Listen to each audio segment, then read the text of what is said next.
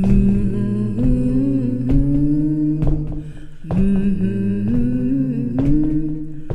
they closed down the mill and they closed down the mine. They said you can't work but pay your taxes on time.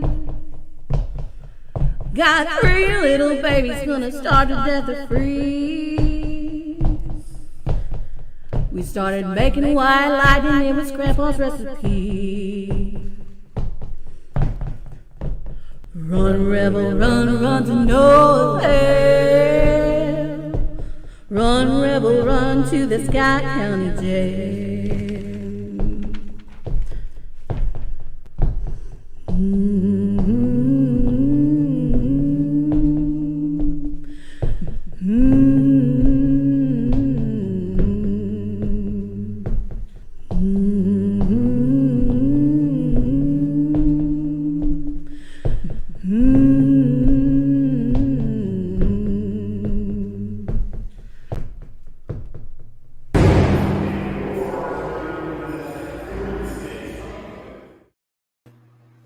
Hey everybody, happy Thursday night.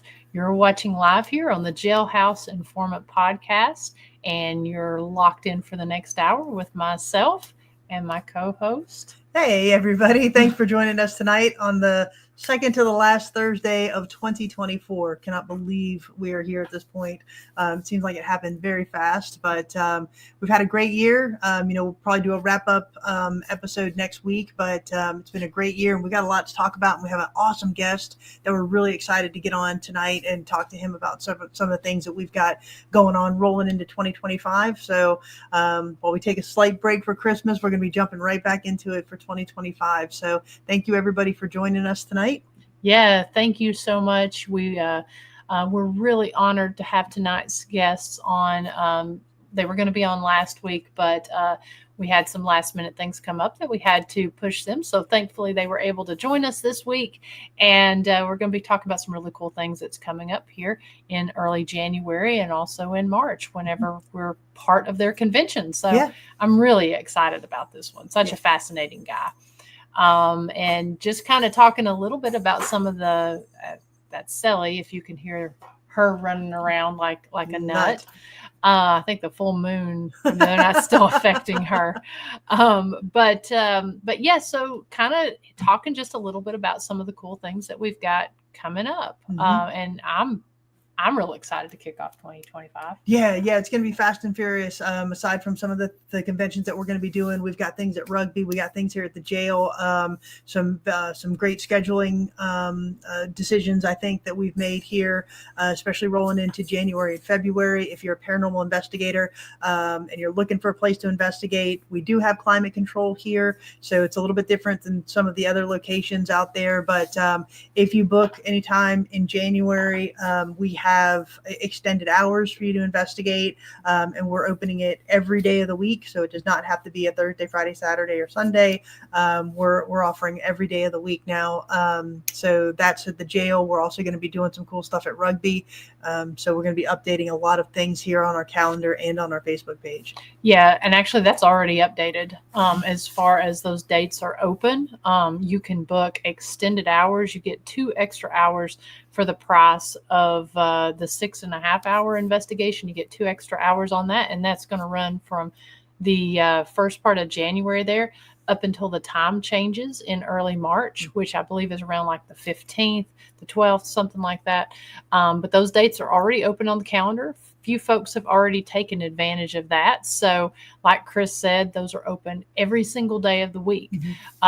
During the month of January, we will have closed hours during the day. We're not going to be offering the daytime tours like we typically do during the 11 to 4, except for on Saturdays. During January, we will add the weekend in February. But, in January, if you do have a group and you're traveling to the area during the day, if you will give us advance notice, essentially make an appointment, we will come in if we're able to and allow you to take a tour during the day. But we've been meeting with rugby. We had a really great end of year meeting with them on Tuesday, and we were kind of kicking around some other ideas since we're going to technically be closed during the days there in January. We're wanting to see if this is something that you guys would be interested in, of doing investigations, flashlight tours, guided ghost hunts, lantern tours. If we offered those during the day, of course, those would be by appointment only, but offering those during the day, see if that's something you guys would be interested in. Yeah, so rugby does close. Rugby has an off season. It's actually officially closed this week, and then it will reopen again in March, the middle of March. But we are open. So while we're going to continue to have nighttime tours and investigations and guided ghost hunts available on our calendar, we're also going to open it up to daytime investigations if you want that, or daytime tours that includes the history and the haunts of rugby. So basically our nighttime tours during the day. I know we've had several paranormal investigation teams that do enjoy investigating during the day. And a good thing about rugby is you can stay in rugby. You can lodge there. So if you wanted to do a full day and night investigation and lodge, that option is going to be available to you. So it's really just extending that investigation and offering some different hours there. So if that's something that you want to take advantage of, please let us know, reach out, because we think it'd be great for both investigators, for us, for rugby, just offering some different options out there. Yeah, so that part will end up getting up on the website here probably right after Christmas. We'll have that up there where you can book those. Now, as for rugby on the lantern tours and such, we will not have dates listed on there until rugby opens back up, because it's just, it's just with the weather and everything, it doesn't work that well to have those dates out there. But if you have at least 4 or more people and you reach out to us, we'll have all that information on the website. But if you reach out to us, then we'll be able to book you for a walk during those nights. But definitely we're going to be focusing on the guided ghost hunts and the investigations during that closed season. Yep. I will have to say we had a guided ghost hunt here at the jail last night. It was spectacular. We had full disembodied voices. We had tripwire activity. We had REM pod activity, K2 activity.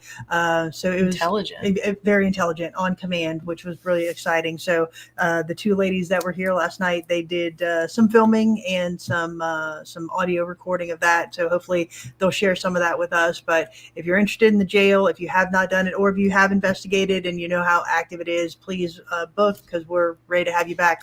Our spirits are very active right now. Yeah, we do have our full calendar at rugby and at the jail open through the end of August. If you book after March, you won't get to take advantage of those extra hours. But if you're looking to get your team together and do an investigation, we've got those dates open. We will be opening from September up until December. Probably about February is when we will open the remaining part of that calendar. But you're going to want to take advantage of those dates and get in there and get those booked while we got them. Speaking of dates and bookings, we do still have a couple flashlight tours and Christmas walk dates still available. You can take advantage of that through the end of the year. Our Christmas walks, it is about a 45-minute walk around the town where we tell the ghost stories, look at the Christmas lights, and then it ends with an hour tour of the jail by flashlight, telling you the video, photo, and audio evidence of things that have been captured there. And, the flashlight tour, it is the same flashlight tour as on the walking ghost walk tour there. It's just minus the Christmas lights. So don't be intimidated by the cold weather that's coming up. If you're wanting to take a tour of the jail and you've got family in town here for Christmas, we've got those flashlight tours available. And all of those dates are on our website, which you can either get to by going through Facebook, or you can go to historyhighwayshaunts.com or historicscottcojail.com to book those before the end of the year. And let's see here, just making sure we're not missing anything.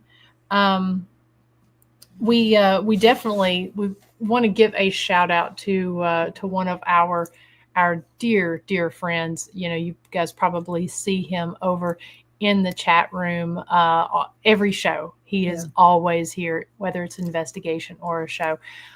We want to give a shout out to and a thank you, a huge thank you to our dear friend Bob Burnell.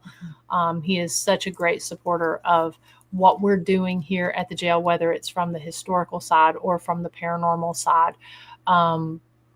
We just can't thank you enough for your support. Yeah, Bob, thank you. Bob sent us a very generous gift, so we do want to say thank you for that. That was unexpected but extremely generous, and we thank you for that. Yeah, we just let you know we will be able to use that extensively when it comes to guided ghost hunts, flashlight tours, and also our own personal investigations with Ghost Biker and Soul Sisters Paranormal. So Bob, that's really appreciated. We'll be able to really actually add a lot of historical things with without having to do the paranormal stuff. Yeah, exactly. So again, thank you. So that was a really generous gift. Thank you, Bob. Yeah. And so I say we go ahead and get to tonight's guest. We've kept him waiting long enough. Some of you folks may know him. You've seen us talking about him for about the last month now, that we're going to be part of his convention that's coming up here in January, as well as the one that's coming up in March. So if you will, please help us in welcoming Mr. Chad Shepard from Offbeat Horror, and Offbeat True Crime and Horror Paranormal Convention. Hey. How are y'all doing? Great. How are you doing? I'm doing fantastic. Thank y'all for being so patient with me. Last week was totally my fault. I've had so much going on. As I get in my 40s, my brain don't work the same way it used to. But thank y'all so much.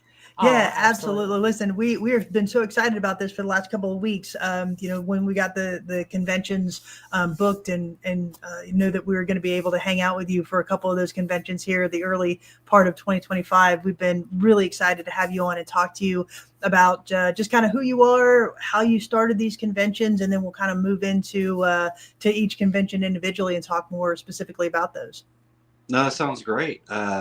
So my name is Chad Shepard. Me and my wife Chelsea have been working in entertainment for most of my life. Honestly, I've been playing in bands and touring the country. It started off with music.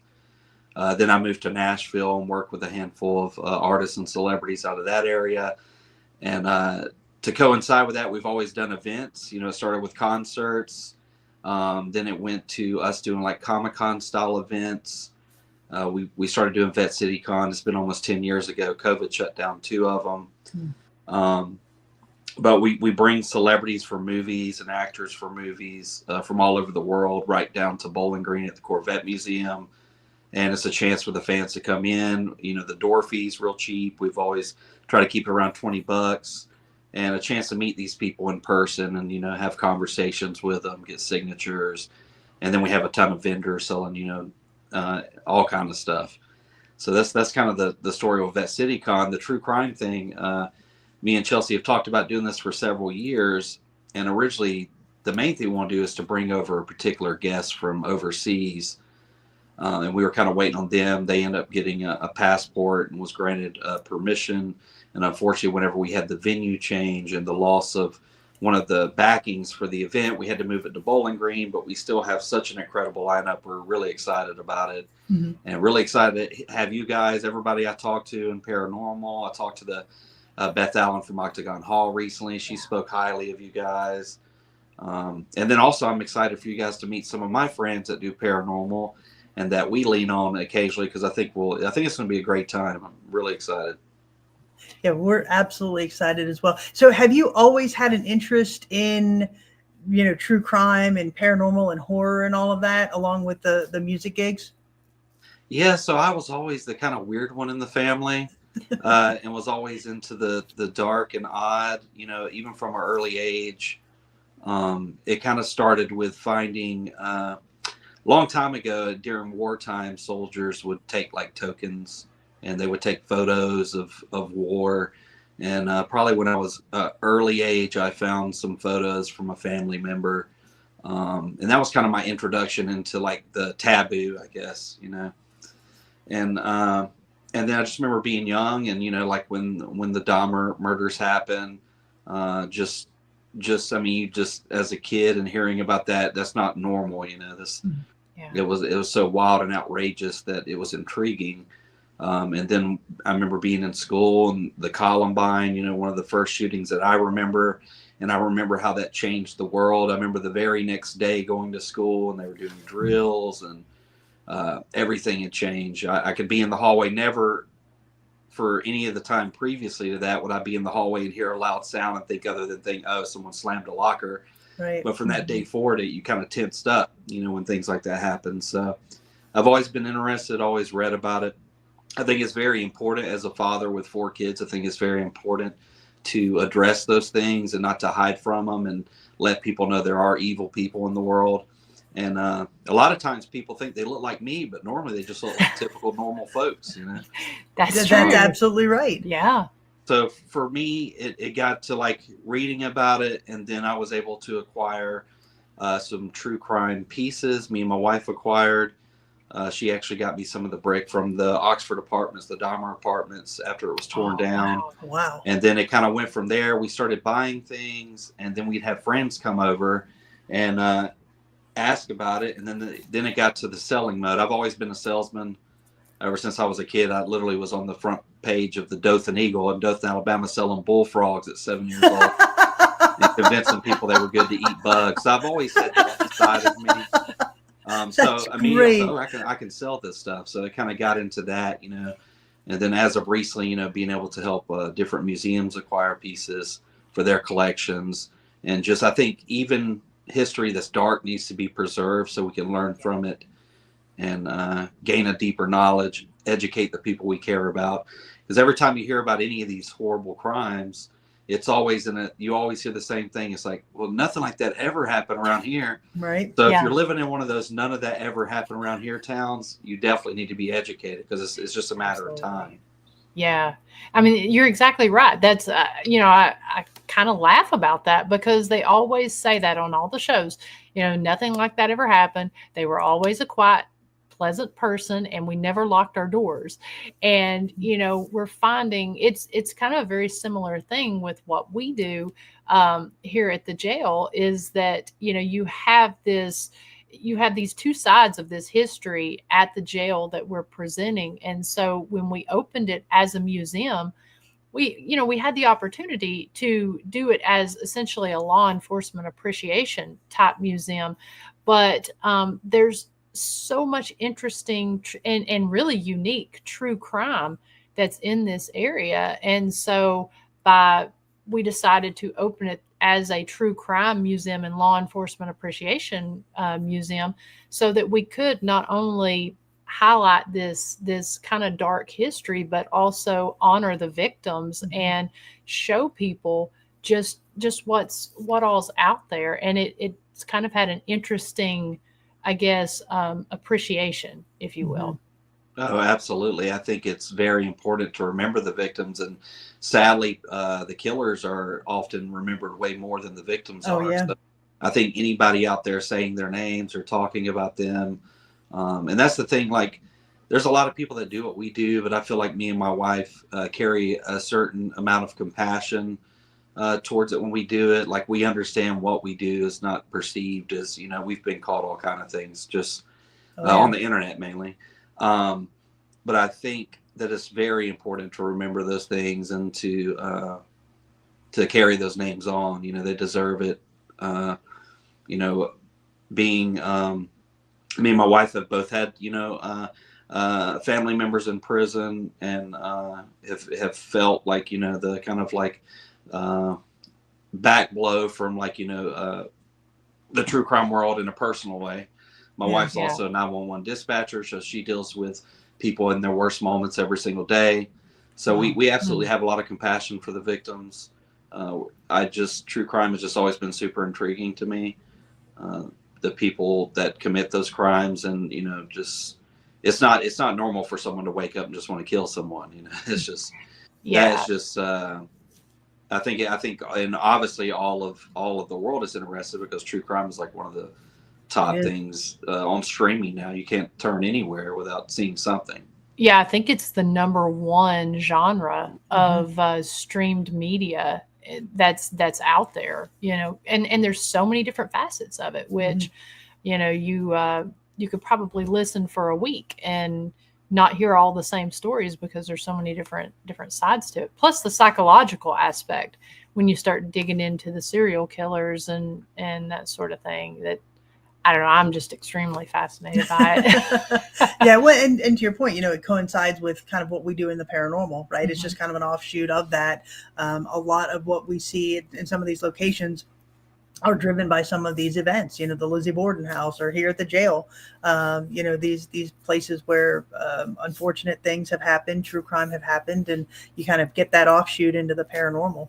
Yeah, and I'll add this before we get to the question here, but it does kind of lead you to look at the history. Like, we've had at least 7 lynch mobs that have come into the jail, and it's not just the act itself, but it also gives you a glimpse into that history, because all of this was a completely different time when all these different crimes were committed. And so it really helps you to know the crime and then to go in and look at the time period to see how people reacted and what people were doing in the geography of the area.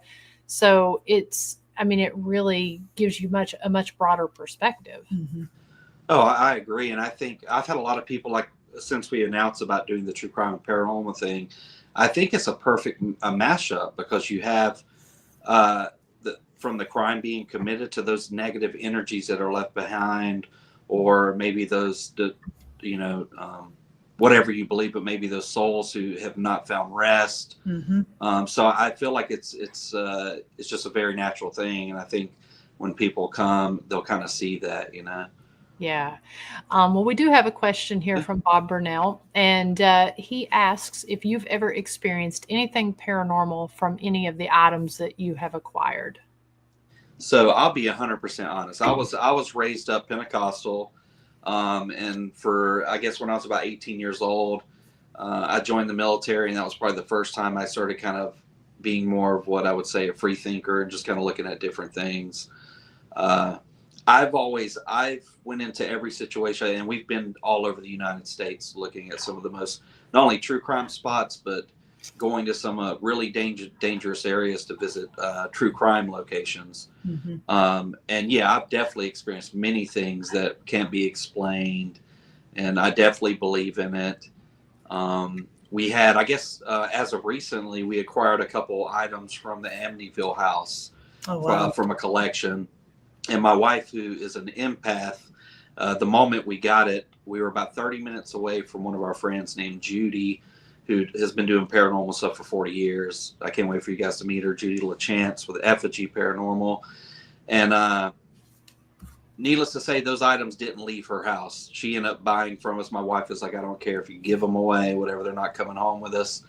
At one point, we had a museum, and we kept some of the stuff that just kind of felt like bad energy down there. And then occasionally I've got literally a storage shed. Some things don't even come into my house, because I do have kids. So I also try to stay mindful of that as well. But yeah, I've definitely experienced some things and been able to document those things in real time, which has been incredible. So do you have a brick and mortar museum or? No, not we did at one point. We literally, me and my wife collected for close to 7 years to have a store and museum. Okay. And then we opened it up, and it was literally 2 months later COVID hit. Oh. And luckily for us, we were able to survive COVID because we started doing Facebook Lives. And there were a lot of people, and we got such an overwhelming amount of support. There were a lot of people sitting at home with nothing to do. So we literally built a set and started having different characters in the background, and just made it like a whole weekly show where we were selling things and hanging out with people. And we had one for that period of time. I still have video footage of the museum. Now, currently, I have a lot of stuff at work kind of set up on the wall. It's all framed in museum quality glass, that kind of thing. But our eventual goal is we definitely love to have a store again, have a museum again where people come and see these things firsthand, because we have some really incredible pieces. That's awesome. Wow. Yeah. And now, are you an active paranormal investigator? So I wouldn't I'm like a baby when it comes to that. You know, my wife is, like I said, she's an empath, and almost every investigator that we get introduced to, I've been told I'm what's called a shield. I kind of go into situations wanting to see the worst or feel the worst and the darkest, you know, and occasionally I'll get to where, you know, I'm in some spots, but uh, so I'm still learning in a lot of those ways. A lot of times when we go do paranormal investigation, I have someone there that has a lot of experience, and my wife is definitely more experienced than I am. Okay. I'm going to pull up your info here on Offbeat Horror. So if you want to go ahead and kind of talk a little bit about this specific convention, since it's coming up pretty quickly. Yeah. Yeah, well, first off, I got you guys coming, and that's Heck pretty yeah. cool. Yeah. And you guys have been really cool, and I really appreciate that. And I'm really excited and looking forward to spending some time with y'all. I've got Judy LaChance, who's from Effigy Paranormal. She's like been my go-to lady for anything paranormal. She's bought several haunted artifacts that we've obtained over the years, as well as a ton of true crime stuff. She bought a mummified human arm from me. Jeez. She's got all kind of stuff that she's coming. Like I said, she's been doing this for about 40 years. She's appeared like on Ghost Nation and a bunch of other stuff on streaming, but I don't want to misquote it. I'm really excited of having Karen Conti coming, who was John Wayne Gacy's final attorney. She helped with all the death row appeals. I'm super excited to sit down and talk to her and kind of get her take on the guy. She has a new book out about that called Killing Time with John Wayne Gacy. We've got Rob Graves, so I'm really excited about coming. I've been talking to Rob for several years now. We were on tour one time and we got an Uber, I think, from the tour bus because we were so close to Fox Hollow Farm. This is before it was really it's starting to come out a lot more. You hear it talked about a lot more, but a few years back, we stumbled on it. Like anytime we got a new area, we'll pull up Google locations for the closest, true crime thing. And we found Fox Hollow Farms, went and wrote this letter, put it in their mailbox. And then he called me, but it was like a day later. I was already on the road, but he's coming. That's the home of, was the original home of Herb Baumeister. He was the serial killer that ended up taking his own life before they could charge him, but they're still finding pieces of human remains on the property. They found over 10,000 pieces. Jeez. There's been a ton. Zach Baggins has been out there. A ton of people have been out there. And I hope that I can get friends with this guy. And one day I can be sitting out there myself doing an investigation. Yeah, that's a bucket list for me. Cool. Yeah. Maybe we can all go. And then I've got Bear Gaunt, Beth Allen, who they were nice enough and generous enough to open up the Octagon Hall for us one time for an episode of our show. And we absolutely fell in love with them. They're some of the realest people around. If you guys know them, you know the same. Octagon Hall is like probably definitely one of the most haunted in Kentucky, if not in the whole United States. But so much pain and misery has happened at that place. It's a hot spot if you're looking for a place to go investigate. And they really have went well out of the way to make us feel like family. And they're just the preservation of all the stuff they have there is really incredible. We've got Alex Hawkins, who's the grandson of serial killer Judy Bueniano. She was the Black Widow. Wow. She was the first woman to be electrocuted in the state of Florida. She was also right next to Aileen Wuornos' cell. And we're doing a documentary with that family. And we hope to have that released hopefully shortly, by the time the convention comes out, but if not shortly after that. So that's going to be exciting. And then I've got, Cheryl McCollum. Hopefully I didn't mispronounce that. She's like a law enforcement royalty. She's done a ton of stuff, more than I can list here, but she was also like a, kind of like the go-to girl for Nancy Grace's true crime show. She's in the Law Enforcement Hall of Fame. She's done a ton, and I'm going to have her be the one kind of interviewing Alex about his grandmother, and just to be able to hear someone's perspective, because he has a different perspective. Not only does he have the side of being related to the killer, but he was also related to the victims. Oh, wow. Wow. And they still had love and compassion for her right up until, the state of Florida took her life. We've been able to hold like her glasses in her hands, see her death certificate firsthand where it says homicide on it, which is something I didn't know when someone's electrocuted or sentenced to death. A lot of interesting people from different walks of life, and then we'll be capping out the night with a paranormal investigation at the Capitol, which is something I want to do for a while. It's been said to be extremely haunted, so I'm looking forward to that. But yeah. So what can people expect? So they're obviously going to be some great people there. So there's going to be speeches and presentations. Yes. Vendors. Yeah. So I have a few vendors out there. Good. Well, also, I mean, it'd be a full day of different speeches going on from the stage. So you'll be able to sit there and hear from these people, ask them questions, interact with them. Great. They pretty much have a movie screen there, so there'll be different things screened where they'll have visuals in the background. Perfect. It's going to be really cool. And then also different vendors. We're going to have a true crime art display, so we'll have like a small area with some really unique and rare items from some of the most notorious people throughout American history.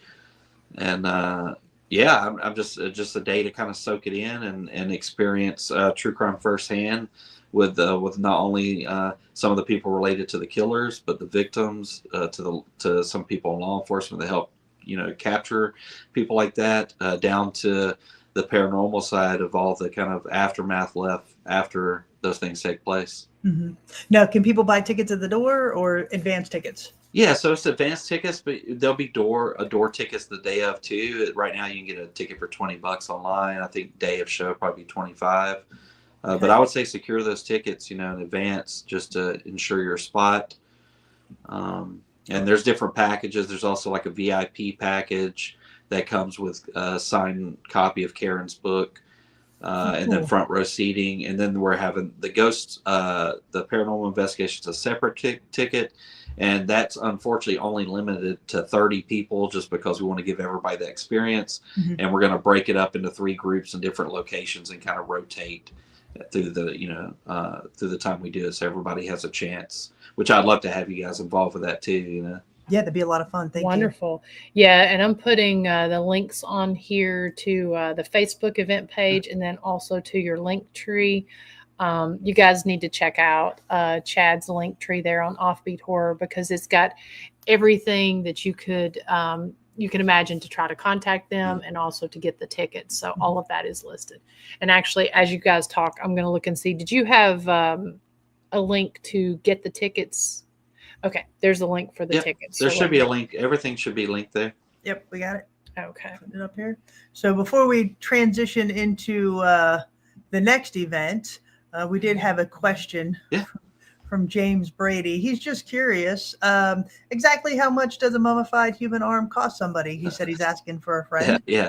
So just to clarify, a lot of people don't know this, but it is absolutely 100% legal in most states to own human remains. Most of the human remains that we come by are once medical specimens. I would say that's probably about 80% of them. Yep. But a lot of people don't know that. A lot of people just assume the worst. I guess it looks a lot different when someone goes to a local museum and sees a human skull, as opposed to coming to a guy with a bunch of tattoos house and seeing it in a glass box, But yeah, you could buy those things. So it depends on it's like everything else, it depends on the quality of it. Depends on, if it's person, I would complete. guess. But I think that one right there, I want to say, those can start anywhere, $700 and go up into the thousands, depending.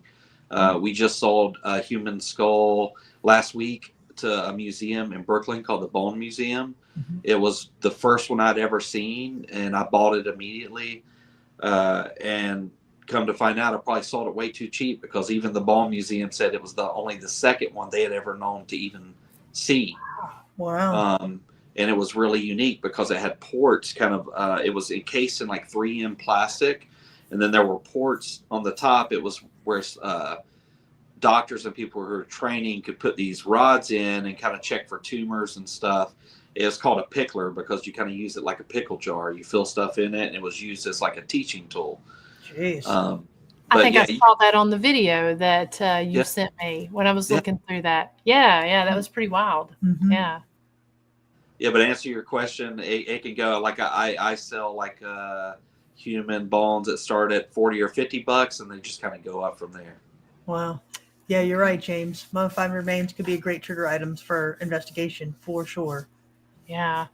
Now, if anyone is interested in purchasing anything from your collection, do you still do like the online type shows or what have you, where people can see what you have, or do Well, they have to come to your conventions to see that?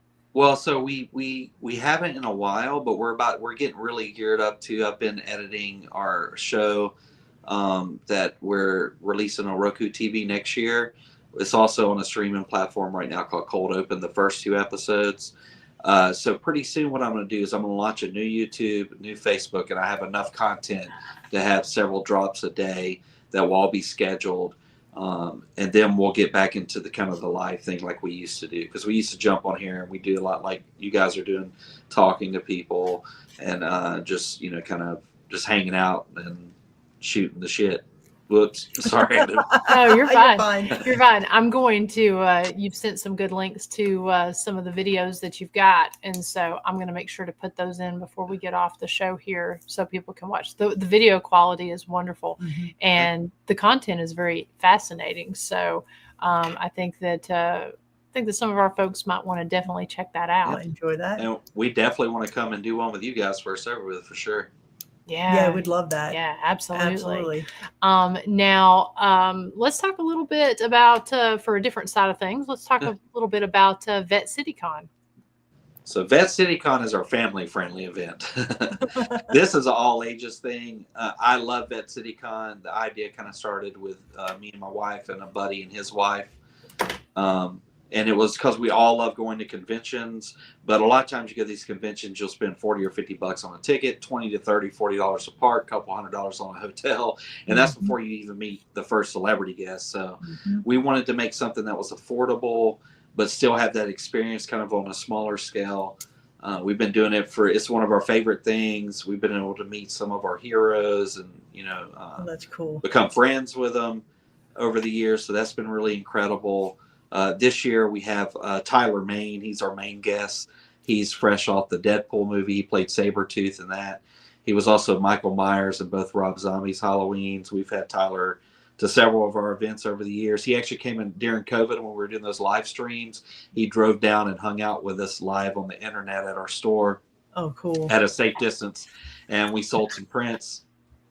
We also have Candace Rose, who's, was in Stranger Things, also did, a Halloween movie. Our friend Travis Saruni, who's been in so many things. I guess most notable, he directed the remake of Cabin Fever. He also did a really awesome movie with Robert Englund called The Midnight Man. That's out there to check. He'll be there as well. I'm trying to look at who else I got on there. Oh yeah, Corey English. My wife's a huge Holliston fan. It was like a TV series by Adam Green, who's also the creator of Hatchet and several other movies. He actually made a movie called Frozen way before the movie Frozen came out. We've got Corey English going to be there. We're really excited to have her. Yeah, you scrolling, that helps a lot. Okay. I appreciate that. And then we've got Down to Reality Stars. Chris Combs from 1,000 Pound Sisters is going to be there. Believe it or not, it's one of my wife's favorite shows. I reached out to him. He's in Kentucky. And honestly, he's got one of the biggest responses I think I've ever had. If you go to our Instagram, it's had like 800 likes so far. Wow. Fantastic. Wow. So we're really excited to have him. And then we got several more that we're going to be announcing as the time goes on. Well, typically we have a wrestler too, like we had Jake the Snake last year.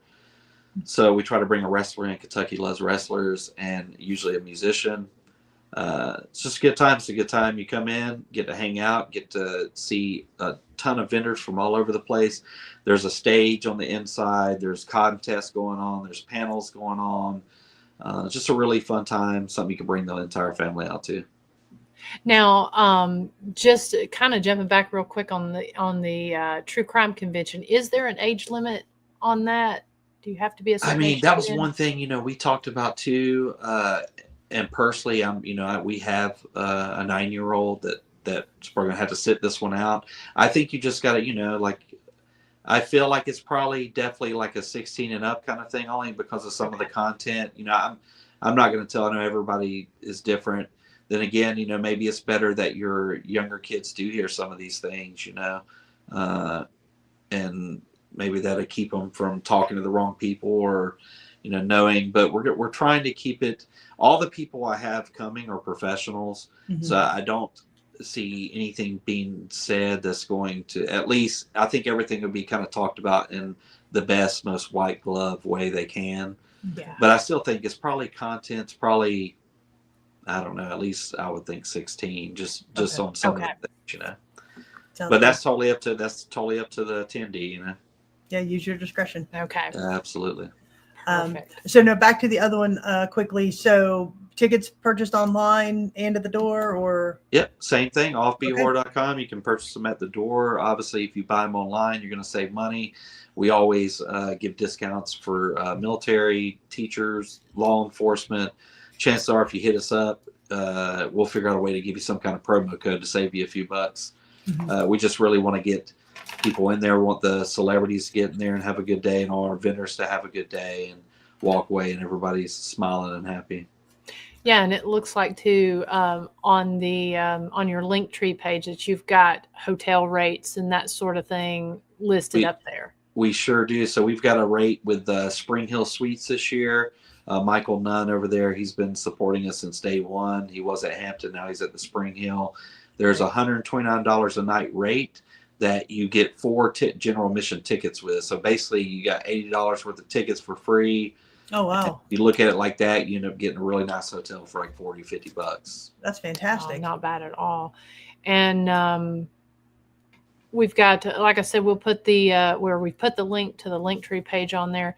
This has got all of the links we're talking about, and also Chad's shows and stuff on here as well. Yeah. And the venue for the VetCon is really interesting, right? So how did you choose this venue? Well, the main reason we chose the Corvette Museum in the beginning is because it's just the most recognizable thing in Bowling Green. Like when you're driving on the highway, you can see it right from the highway. It's an easy location right off the highway. We went there and we met with the people. There's a guy named Mike down there that has been super accommodating to us over the years. And even though we've grown, like we've always tried to stay loyal and stay there. Eventually we may have to move out there just as the con continues to grow, but we're going to try to hang on there as long as we can. It's a really cool spot. They've got some history too. Bowling Green's built on pretty much caves. So they had a big sinkhole years back where they had like some really rare cars fall into. I think you can probably watch that on YouTube. There's some security footage of it. It's a great venue. Probably, easy to find, and they've been really good to us. So.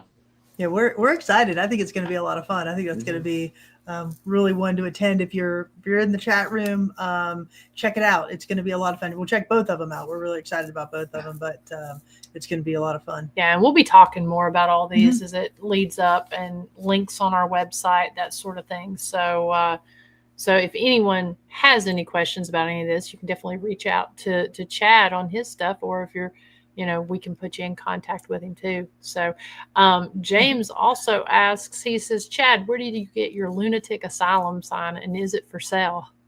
Everything is for sale. Okay, so that is actually, so I got that when I got into selling oddities. You meet other dealers. We all kind of, there's like 5 or 6 dealers. One in particular that I work with all the time. He'll get some cool stuff in, and then I'll trade or buy stuff from him, vice versa, and he'll sell it to his customers, vice versa. So the story on those is those were from Ohio State Asylum, and this was from the late 50s. It was old new stock. There was a big box of them found. Wow. So there were some that said Lunatic Asylum entrance. There's another one behind it that says Ohio State Lunatic Asylum. And then I have one that says like Lunatic Asylum parking. So that was back when they still you won't see that anywhere now. They refer to it differently.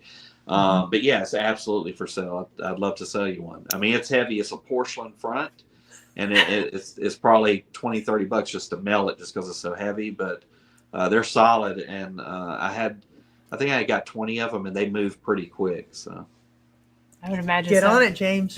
there you go. Now, out of all your items, do you have a favorite item, or well, let's put it this way: what is your favorite item, and what is your most unique item? Well, I think actually right behind me, it may be hard to see because there's glare on it, but I have a self-portrait done by killer Richard Speck. It's encased in museum glass, and it's signed on the front and signed on the back as well. It was done from prison. And if you ever read anything on him, he was a evil, wild character. A lot of people have said that he was kind of inspiration for Buffalo Bill from Hannibal. So it's a self-portrait of him, and when I received it, it had never been framed and actually had a tear at the top. I don't know what the story was that, so I went and had it framed, and we ended up putting a picture of his mugshot in there to kind of peek through. I've never seen another painting. I've seen some drawings and stuff by him, and those go for some big money, but I haven't seen like an actual painting like this, especially the size of it. It's huge. That's wild. So I would say that's probably up there. We also own a letter from Ed Gein corresponding with a family member. The content of the letter is nothing like you would expect coming from someone like that. It's him talking about Thanksgiving and what he ate. But we do have that, and that is also framed and has a couple pieces from the property that were acquired from another collector, and I've even got the video of him at the property with metal detectors acquiring those items. Wow. So a lot of times when I sell something, I have like different ways, because that's the question me and Chelsea get a lot, is how do you authenticate these things? For one, a lot of it is done by trust. A lot of these guys had different contacts on the outside, and they were the go-to guy that would send money in on the books for supplies, and they would go to them. So first thing is buying it from someone reputable. And then second, the paper trail, like with the Ed Gein property items, I've got video, I've got photos of him at the location, which you can go on Google and compare and see, yep, that's the spot. This guy went as far as to get blueprints of where the structures were and dialed it in pretty easy. I mean, he ended up getting all kind of stuff. The centerpieces of like the old stoves, like the eyes of the stove. Wow. Nails from the house, because it was burned down. Yeah. So that's pretty unique. We've got pretty much anybody that's out there. We own the film strip of the deconstruction, or one of the film strips of Gacy's house being deconstructed, and we sell those as prints. But I've had everything from that to I had the shoes a serial killer was executed in at one point. Really? We actually had Zach Baggins reach out about purchasing those, but I had a guy in California offer more, and that's where they went to. And that had paperwork from the lawyer saying they were going to his next of kin, because everything he was wearing, had value. He signed all of it. So they were signed with paperwork, copy of the death certificate. I mean, I had the full paper trail and all this stuff. So I always try to get as much documentation. And a lot of times when you get stuff from us, you can just watch one of our episodes and see exactly how we acquired it. Because normally it's us going out there and going to these locations, or, like we recently doing the documentary with the family of Judy Bueniano, we were gifted some things that she made on death row that are in our personal collection that we won't sell.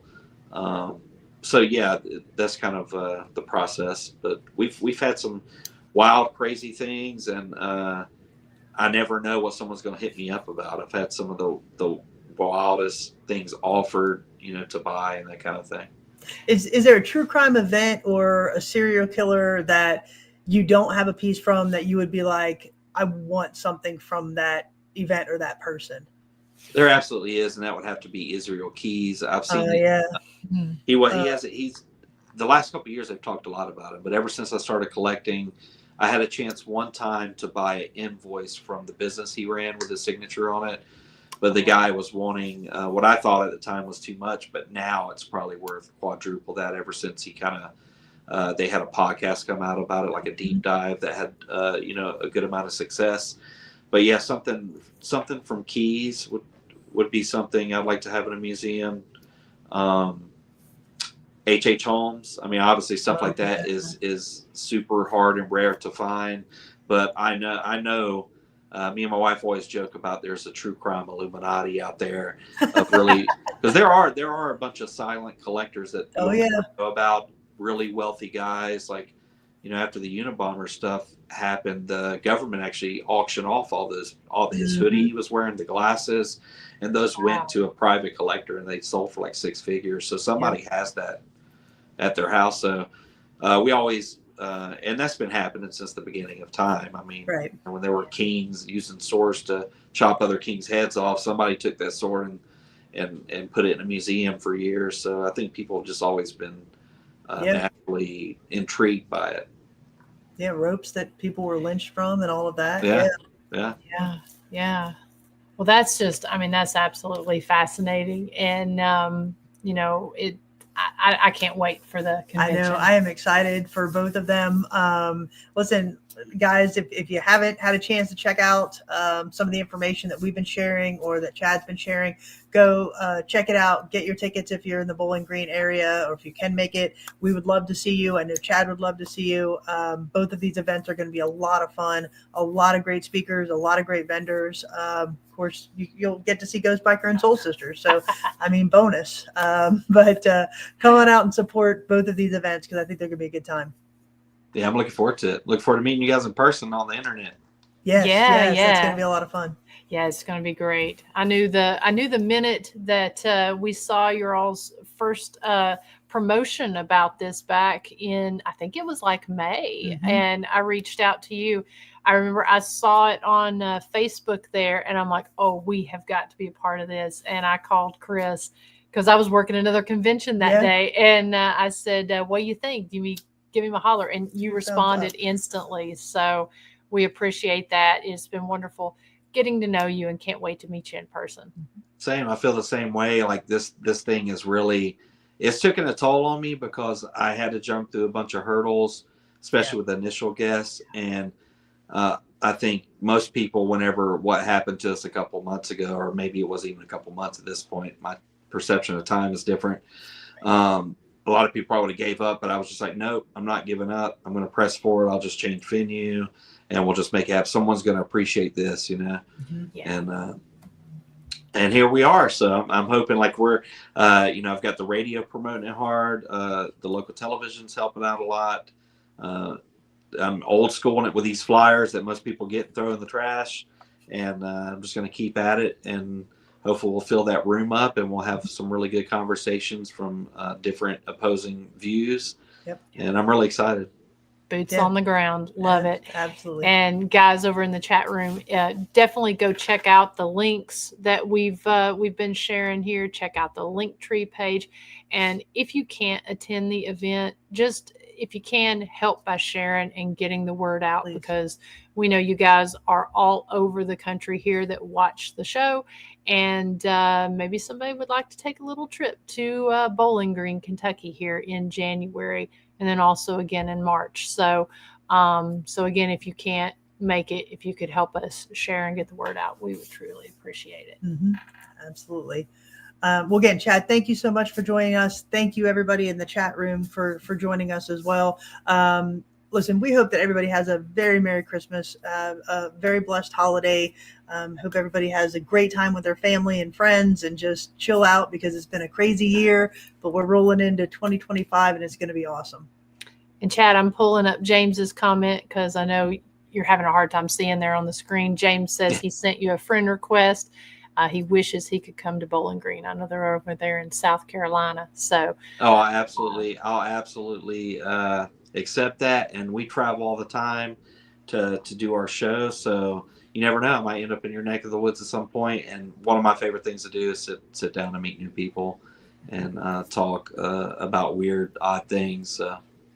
Well, that's our jam. So everybody in the chat room is as well. So But again, Chad, thank you so much. We're really looking forward to meeting you here in a few weeks. Yeah. Yeah, thanks, And y'all. I hope y'all have a Merry Christmas. Thank you. thank you. And as Chris said, I echo that sentiment. Merry Christmas to y'all. As of right now, we will plan to be on next Thursday night, 7 p.m. Eastern time. It may be a wrap up because I guess that's going to be leading into to New Year's, be our last show of the year. So we will be on with that. There will be, I do want to make sure to mention, there will be no Ghost Biker Garage tonight at 9. We've got I've got to be in Knoxville very, very early in the morning, around to the tune of 5 a.m. And so so I'm not going to be able to do that show tonight. But if you will go back, check out the season finale of Ghost Biker Explorations season 7, where we were at Nerd U comic book store doing an investigation there in Commerce, Georgia. Check that out, watch it, send me your timestamps, and we'll be dissecting that episode next week on a new Behind the Screams, where we talk about the different things that were captured during that that episode there. So hope you guys will check that out on the Ghost Biker Explorations Facebook page and YouTube channel. Yep. So, all right, everybody, have a great night. Very Merry Christmas. Thank you, Chad. We'll see you in a couple Thank y'all. weeks. I appreciate y'all. Good night, everybody. good night, Nice to everyone. you. Mm.